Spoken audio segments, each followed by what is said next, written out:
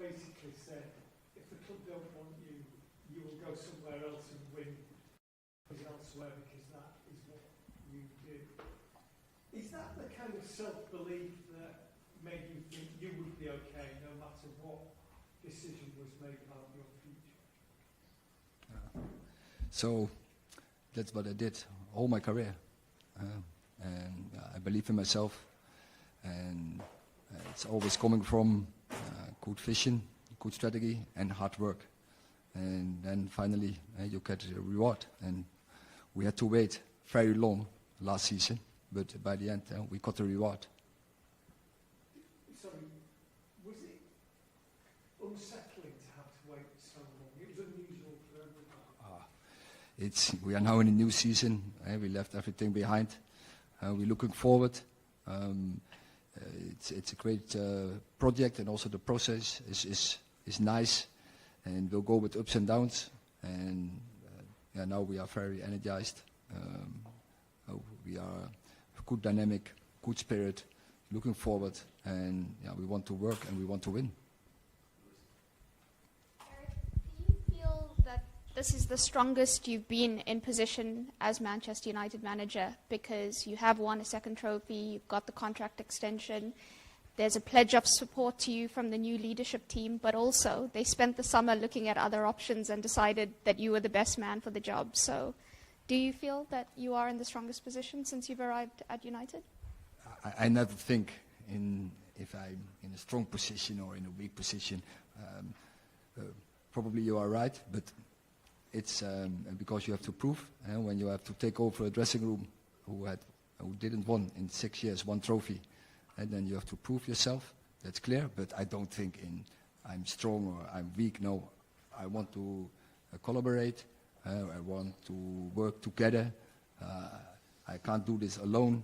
We have to collaborate very good with the players, but also with the staff, with the leadership, so with everyone. And then I'm sure when we have the right vision, and we have, that we will have even more success.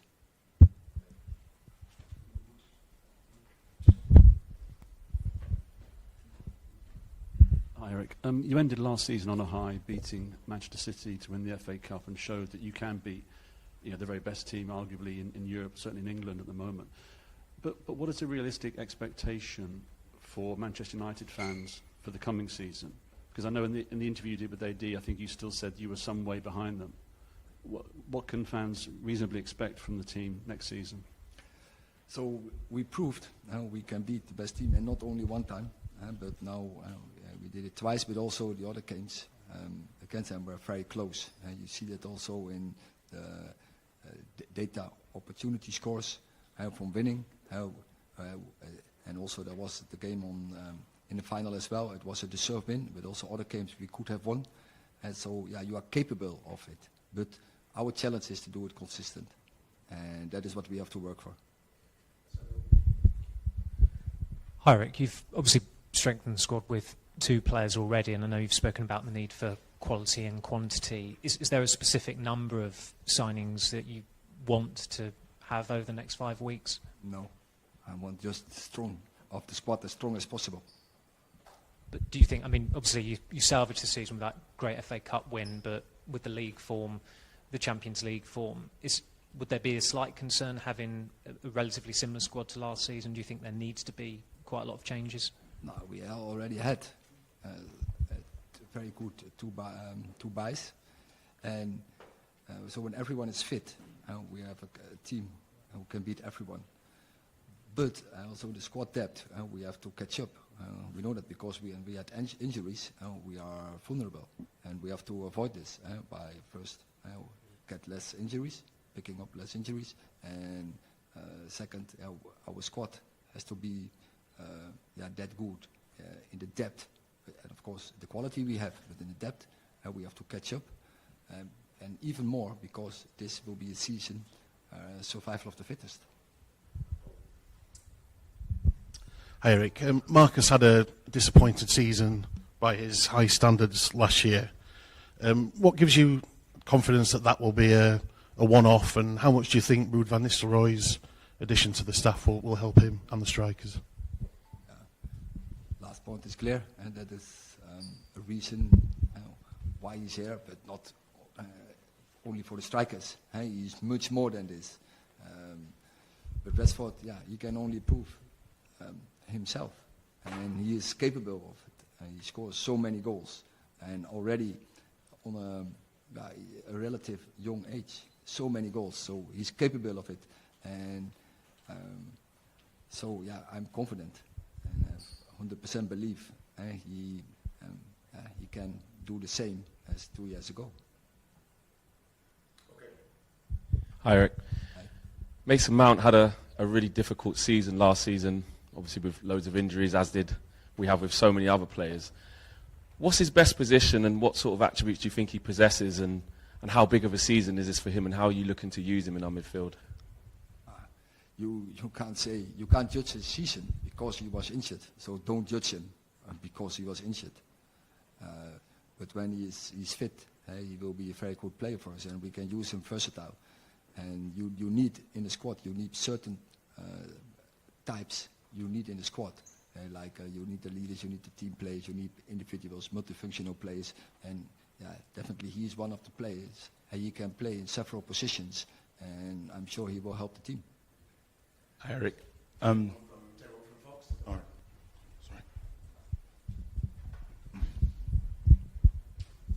Hi, Livet Rubalcaba, Fox Deportes. You're about to play in one of the biggest and most important stadiums here in the United States, and for most of the people attending, this will be the closest thing they'll get to experience a Premier League match. What does that mean to you to be able to bring that experience to all of them? We are very pleased to be here to bring, I think, top Premier League football to LA. And I think for all the fans, it's a great opportunity. And we are not often so close because the season doesn't allow us to come over more often. But I think this is a great opportunity to watch two of the best teams in the world. And lastly, just based on that, we're all expecting it to be a great match tomorrow. Are you guys taking it just as another friendly, or is there more in stake? We are top spotters, and we want to win. We want to win every game, and especially when we play Arsenal. And when Arsenal, same approach they will have against us. So, it's a good test for both of them. But I'm sure both are very eager to win the game. Hi, Erik. Can I ask you about the new coach who's just been appointed, Andreas? Why the decision's been made? What qualities you expect to bring? So when we assessed, when we did a review of the staff, we did some profiling, what we want to fill in, and what he will do. He will working in areas as individual development, in winning culture, and in set place area. So that is his job, and I think we are very pleased with him in our team, and we're looking forward to have him here. Erik, the football leadership team are over here in the main. It feels like a good opportunity to get to understand each other in working practices when you're all over here together. I just wondered if that's your impression so far, and how do you see it going from here on in? Yeah, so far you see a new dynamic. You see a lot of energy in the team, and after a season ending in a high, that's again very good to see. And we want to gather more trophies, and therefore we are starting a footballer, and that is what we are aiming for this season. Hi, Erik. Obviously, we had a lot of injuries last season in Manchester United, particularly in the left-back area. Obviously, Luke Shaw and Marcia had both quite big injuries last season. Is that an area that you feel like you need to reinforce with maybe a signing this summer? And we're looking in all the positions to reinforce, but we need a plan in our squad to make that we assure ourselves that we always are occupied in that position. That's clear. Hi, Erik.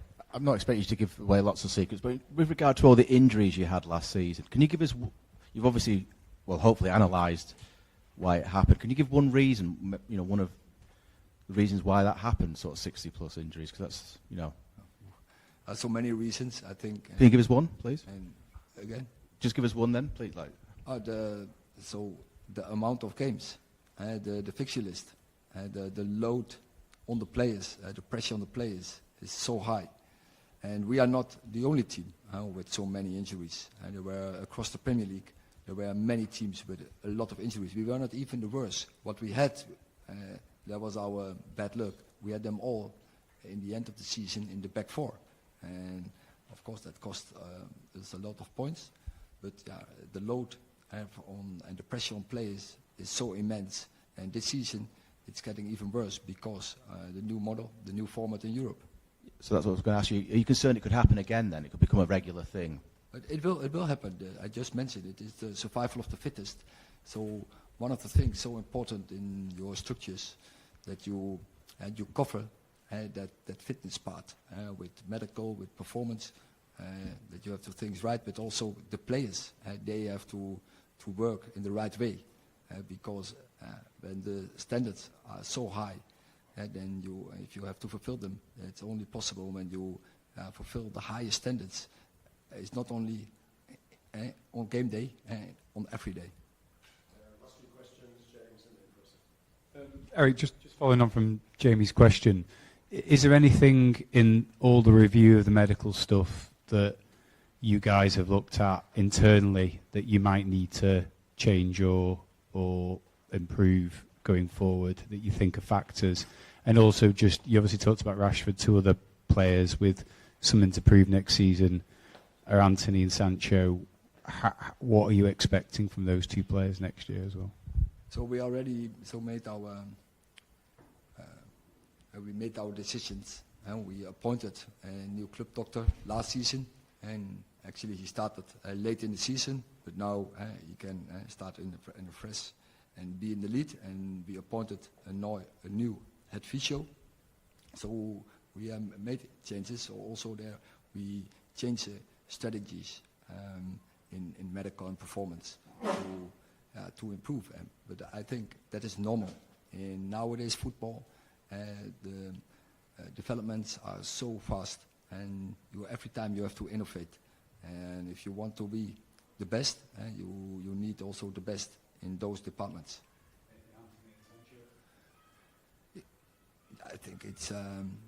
I think for every individual it's different, and no one has the same background, but it's clear we want to win and we need good players, and both of them are very good players. Hi Erik, you've made a very exciting signing in Euro and you've been linked with a couple more centre-backs too. How hopeful are you and how important is it to get a second centre-back in this summer? I think we are occupied, but we work continually, and I think the good thing, we already signed 2 players, but I think it belongs to a club as Manchester United that you're always looking if the opportunity is there for better, and we still have time till the 31st of August.